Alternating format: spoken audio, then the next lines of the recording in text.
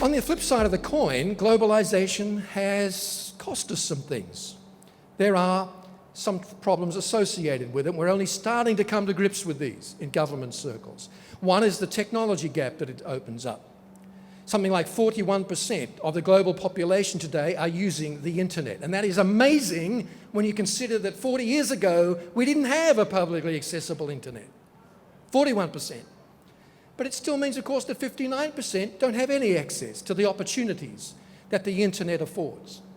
According to the UN, by 2025, 50% of the global population will have a smartphone. Now, that is remarkable. Think about it. In 2007, we had our first smartphone, the iPhone. This is how quickly technology is moving today through globalisation.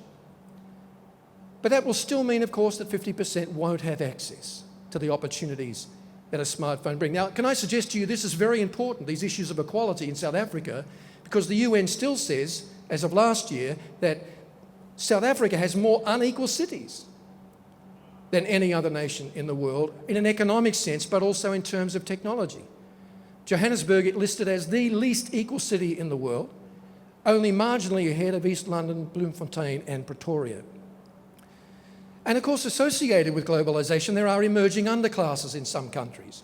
Germany, Mark Wilkinson, who's here today, can tell you this, from Berlin. Germany has an emerging underclass of highly skilled industrial workers who are now globalised out of a job, and according to one study 2 years ago, now sit at home drinking more than their fair share of alcohol, watching daytime television, and having absolutely no interest in further training. This is because of globalisation.